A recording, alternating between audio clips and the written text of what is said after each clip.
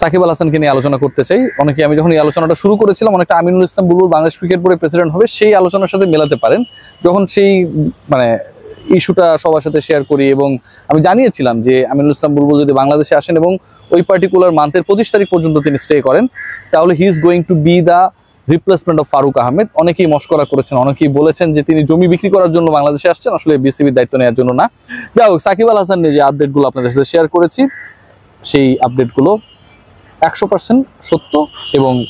বাংলাদেশের জাতীয় দৈনিকগুলো এখন আমার সেই রিপোর্টটা এখন থেকে প্রায় 48-50 ঘন্টা আগে যে রিপোর্ট করেছি সেটার এগেনস্টেও কিছু রিপোর্ট হয়েছে যে সাকিবের খেলা নিয়ে যে আলোচনাগুলো হচ্ছে এগুলো সত্য না, এবং যত সময় গড়িয়েছে ব্যাপারটা সত্যে পরিণত হয়েছে। অনেকগুলো জাতীয় গণমাধ্যম তারা রিপোর্ট করেছে এবং রিয়াসাত আজিম যে তথ্যটা দিয়েছিল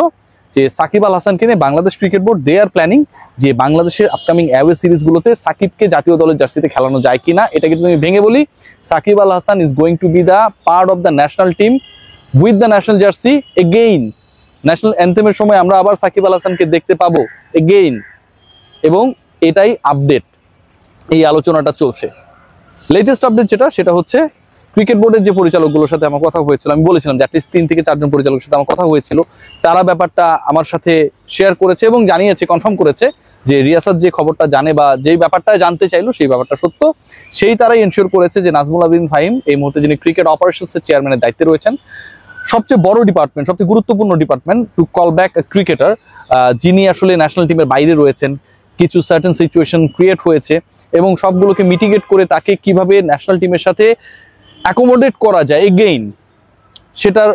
গুরু দায়িত্বে নাজমুল আবেদিন ফাহিম। আমিনুল ইসলাম বুলবুল যতটুকু জানা গেছে নাজমুল আবেদিন ফাহিমকে সেই দায়িত্বটা দিয়েছেন যে তিনি যেন এই নেগোসিয়েশনের কাজটা করেন, cause he has a very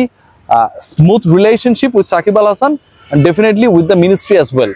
Bangladesh cricket board right now they can feel যে অ্যাকচুয়ালি বাংলাদেশ ক্রিকেটের স্বার্থে সাকিবকে দরকার, এবং এটা দু কারণে দরকার। একটা হচ্ছে মাঠের পারফরমেন্সে বাংলাদেশের গতকালকের ম্যাচে বাংলাদেশ জিতে গেছে, ভবিষ্যতে পরের ম্যাচটা হয়তো জিতবে, সেগুলো নিয়ে আমি কোনো ডিবেটে যেতে যাচ্ছি না, কিন্তু বাংলাদেশের ক্রিকেটের সাথে এই মুহূর্তে সাকিব আল হাসানের মতো একজন senior campaigner, experience campaigner, leadership রোলে যেই মানুষটাকে আমরা বিভিন্ন সময় অন এন্ড অফ দেখতে পাবো সেরকম একজনকে দরকার। আবার একই সাথে ক্রিকেটের যে ব্র্যান্ডিং সেটা একদমই নিচে পড়ে গেছে ভাই।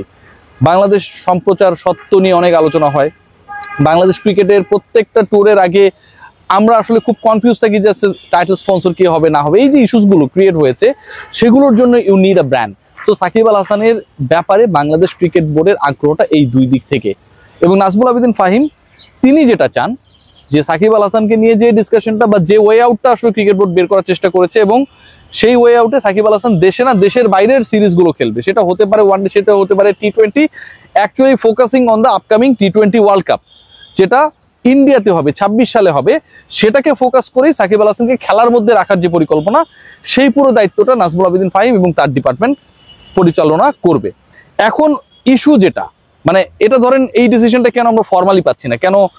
বিসিবি প্রেসিডেন্ট ফারুক ভাই, কেন ফাহিম ভাই, তারা এসে তো আমাদেরকে ফর্মালি ব্যাপারটা জানাতে পারে যে yes Shakib is agreed to play এবং আমরা সেই ডিসিশনটাই মেক করতে যাচ্ছি, আপকামিং বাংলাদেশের অমুক অ্যাওয়ে সিরিজে সাকিব যদি ফিট থাকে then he would be the part of the national side. কিন্তু সেই আলোচনাটা হচ্ছে না। এটার মূল কারণ যেটা সেটা হচ্ছে এখানে দুটা ইস্যু রয়েছে। নাম্বার 1 হচ্ছে সাকিব আল হাসান। সাকিব আল হাসানের ইন্টেন্টটা একটু বাংলাদেশ ক্রিকেট বোর্ড ক্লিয়ারলি বুঝতে চায় যে Shakib is only focusing on playing for Bangladesh in টি-20 formats or ODI as well. Bangladesh সকল ফরম্যাটেই সাকিব আল হাসানকে টেস্ট বাদ দিয়ে ফেরাতে চায়, কারণ বাংলাদেশের ম্যাক্সিমাম খেলা যেগুলো হবে আপনারা সবাই জানেন টি-20 আপকামিং, এবং বাংলাদেশের একটা ট্রাই নেশনস হওয়ার কথা রয়েছে যেটা একটা নিউট্রাল ভেন্যুতে হবে, পিসিবি এখানটার সাথে জড়িত আলোচনা রয়েছে, সেটা যদি হয়ে যায় সাকিব আল হাসান সেই ফরম্যাটে খেলবে। এর বাইরে বাংলাদেশ যদি ওডিআই খেলে বা যে ওডিআই গুলো খেলবে বাংলাদেশ টি-20 বিশ্বকাপের আগে, হোমের বাইরে অ্যাওয়েতে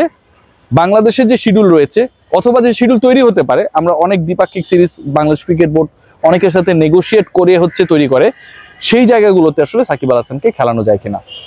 সাকিব আল হাসান খেলতে চায় এবং মিনিস্ট্রি এক্ষেত্রে কতটুকু